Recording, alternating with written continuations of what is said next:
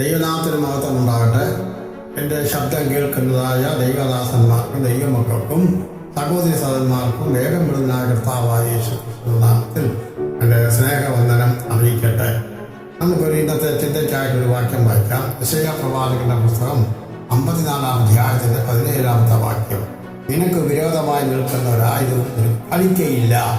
ദൈവമക്കൾക്കെതിരായി നിൽക്കുന്ന ഒരായുധവും നിനക്ക് ഫലിക്കയില്ല എന്നാണ് യെശയ്യാവ് വിളിച്ചു പറയുന്നത്. അതുകൊണ്ട് ആർക്കാ ഇത് ഫലിക്കാതിരിക്കുന്നത്? ദൈവത്തിന്റെ കൽപ്പനകൾ പൂർണ്ണമായി അനുസരിച്ച് ആമേനും ആലയിലെ വിശുദ്ധിയോടും വേർപാടോടും ജീവിക്കുന്ന ദൈവമക്കൾക്ക് ഒരായുധവും ഫലിക്കയില്ല എന്ന ദൈവത്തിന്റെ വചനം നമ്മളെ ഓർപ്പിക്കുന്നു. ഒന്നാമതായിട്ട് ഒരായുധം നിനക്ക് ഫലിക്കുകയില്ല. ദൈവനാമത്തിന് എതിരായിരിക്കുന്ന ഒരായുധം എന്ത് തന്നെ ആയിക്കോട്ടെ അത് നമുക്ക് ഫലിക്കുകയില്ല. രണ്ടാമതായിട്ട് നിനക്ക് എഴുന്നേൽക്കുന്ന നാവുകൾ, അത് ന്യായവിസ്താരത്തിൽ ദൈവം അവനെ വിറ്റം വിധിക്കുമെന്ന് വചനം പറയുന്നുണ്ട്.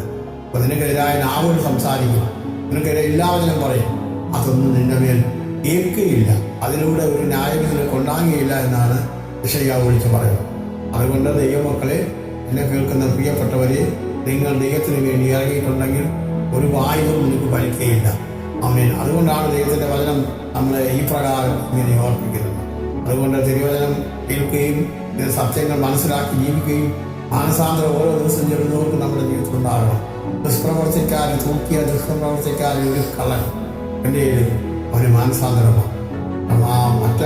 മറ്റേ കള്ളൻ പറയാണ്, ഇവൻ സമസ്തമായ കുറ്റം ചെയ്തിട്ടാണ് നമ്മൾ ഈ ശിക്ഷ അനുഭവിക്കുന്നത്, ഇവന് ഒരു കുറ്റവും ചെയ്തിട്ടില്ല എന്ന് പറഞ്ഞ് അവൻ മാനസാന്തരം അവനുണ്ടാകും. ഉടനെ യേശുവിനോട് പറയാണ്, കർത്താവേ, നീ രാജ്യത്തെ പ്രാപിച്ചു വരുമ്പോൾ എന്നെ കൂടി ഓർക്കണമേ.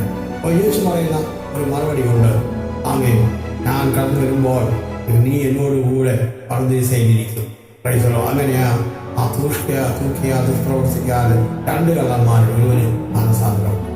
നമ്മുടെ ജീവിതത്തിലും ഓരോ ദിവസം ചെല്ലുമ്പോൾ മാനസാന്തര ജീവിതം ഉണ്ടാകട്ടെ. എങ്കിലും അങ്ങനെയുള്ള ഒരു ദൈവവചനത്തിന് ഒരായുധം നിനക്ക് വിരോധമായി, നിനക്ക് ഏത് ആയിക്കോട്ടെ, വീട്ടുകാരായിക്കോട്ടെ, സഹോദരങ്ങളായിക്കോട്ടെ, സഭയായിക്കോട്ടെ, ചുറ്റുപാടായിക്കോട്ടെ, നിൽക്കുന്നതായ യാതൊരു വിരോധവും നിനക്ക് ഫലിക്കുകയില്ല. അതുകൊണ്ട് ദൈവത്തിന്റെ വചനത്തിൽ പ്രത്യാശ വെച്ച് ആ കർത്താവിനെ ആരാധിച്ച് ആ കർത്താവിന്റെ കൽപ്പനകൾ പൂർണ്ണമായി അനുസരിച്ച് വിശുദ്ധിയും വേർപാടും ജീവിക്കുന്ന ഒരു ദൈവത്തിന്റെ ഒരു ദോഷവും ഭവിക്കുകയില്ല, ഒരു ബാധത്തിന്റെ കൂടാതെ തടുക്കുകയില്ല. വചനപ്രകാരം ദൈവം നിങ്ങളെ അനുഗ്രഹിക്കട്ടെ, സഹായിക്കട്ടെ എന്ന് പറഞ്ഞുകൊണ്ട് എൻ്റെ വാക്കുകളിൽ ദൈവം നമ്മളെ അനുഗ്രഹിക്കും. God bless you all.